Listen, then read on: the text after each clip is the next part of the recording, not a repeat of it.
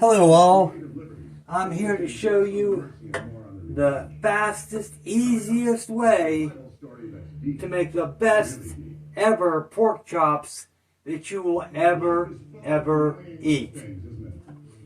Okay, you'll need very few ingredients for this. You'll need some paprika, some black pepper, and some salt. Now, some people like to use sea salt, but for this, I'm going to be using regular iodized salt. What you're going to do is, you see my little cutting board here, you're going to do what's called seasoning the board. You put your seasonings on the board itself, and there's no exact measurement for this. You just go with what you feel that you would want on your pork chop. And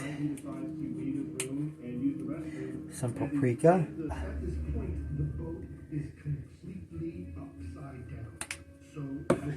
Now I like to use a little bit of rosemary.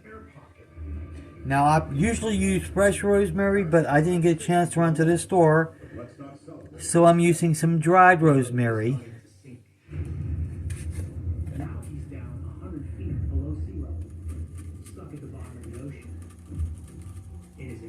Okay, your board is seasoned and ready to go. Now the next step you're going to do, and on another board, we're just going to slide that off to the side. On another board, you want to drizzle this board with some olive oil.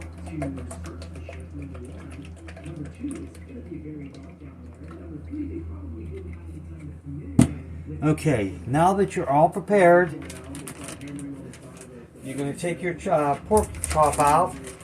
Now for this one today, I'm using a butterfly pork chop, boneless butterfly pork chop. You want to liberally rub the oil into your pork chop. And this is for two reasons. Number one, it will help your seasoning stick to your pork chop. And number two, it will help your pork chop from drying out or burning in the oven. Now the oven I had already prepared, I turned it on, and we're going to be using the broil setting on the oven. Now you're going to take your pork chop, you're going to squish it into the seasonings, making sure that you use up all your seasoning.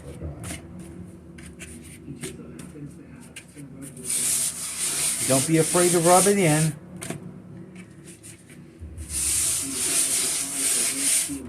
And as you can see, I use my cutting board a lot.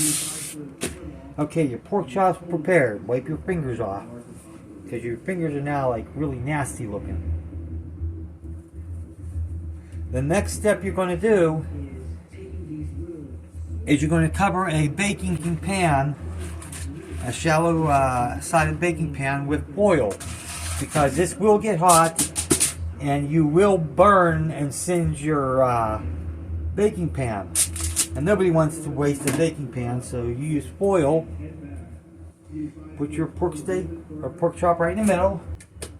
And the final step in this is you take a standard tablespoon, scoop out a liberal amount of butter, put it on each side of this pork.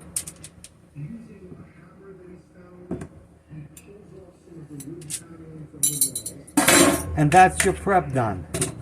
Nice and easy. Now the next step in this is you're going to put this into the oven, and you're going to cook it for 10 to 12 minutes per side. So set an alarm for half the baking time, and whenever your alarm goes off, open up your oven and flip your pork over. This will make sure that both sides get a nice brown coating on it, and it's cooked through and through. I also like to do, when I'm making this kind of meal, is I will make pan roasted potatoes. Now for this I used red potatoes and a medium sized pan. I'm feeding 2 people. And I cut up 3 potatoes. I quartered them and put them into already boiling water and added some salt and a little bit of pepper, a little bit of garlic, and a little bit of rosemary. And I will keep them boiling like this until they start to get a little bit soft. Not really soft like you would for mashed potatoes, just until they get a little bit soft. And after that, what I'll do is I'll drain them in the drainer like this, and I will cover the drainer with a towel and let it sit there while the rest of the meat continues to get done. And the reason I do this is the towel will help keep the heat in, and will finish cooking the potatoes to where you want them.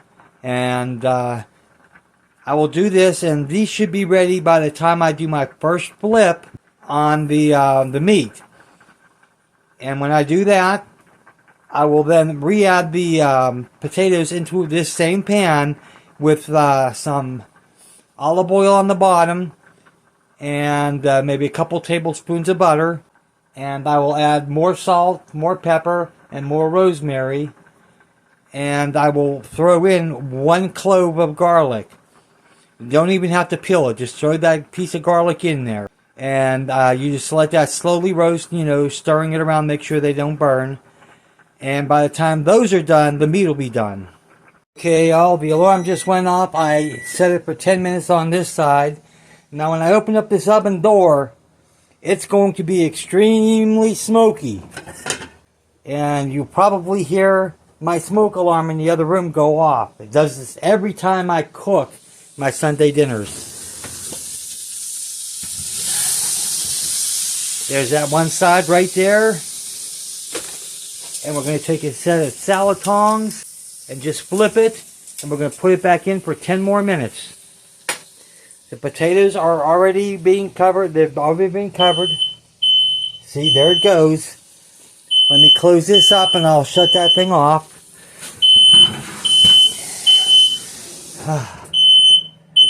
And I will get back to you in just a minute. Okay, sorry about that, guys and girls. Okay, here's the pan that I boiled the potatoes in. And here's the potatoes. We're going to throw these potatoes back into this pan. And I'm skipping a step here because I sort of cheated a little bit. And rather than using garlic powder or garlic salt like I normally do during the boiling phase, I used minced garlic from the store. So what we're going to do is we're going to take our olive oil, liberally cover this, and it's just hard to check with one hand. We're going to cover these potatoes up liberally, and we're going to get a tablespoon, and we're going to put 2 tablespoons of butter in there. 1. And when I say tablespoon, I mean a heaping tablespoon. 2. And we're going to throw it right back on the burner that it came off of to begin with. Turn it up to high. We're going to add salt.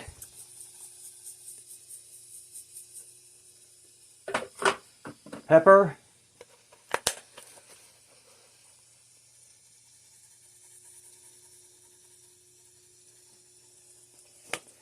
And rosemary. And we're almost out of rosemary in this container, so I'm going to have to refill it. Doesn't have to be much. You're just putting it a little bit in there for the scent and the flavor. And we're going to let that just simmer, and occasionally we'll take our wooden spatula and just move things around a little bit. You can see there's little chunks of garlic in there. And you'll continue to do this until the potatoes are nice and light brown. Okay, I just took the pork chop off the the tin here, and I'm going to let it set for 5 minutes. Okay, while that's going on, the potatoes are still cooking and looks like they're almost done. And I've also thrown some fresh carrots into an olive oil and butter bath, sprinkled a little bit of salt on them. And there it is, guys and girls. Sorry for the background noise. I had to turn the vent fan on because all my smoke alarms, the living room, the dining room, the bedroom, and the kitchen were all going off. But there it is.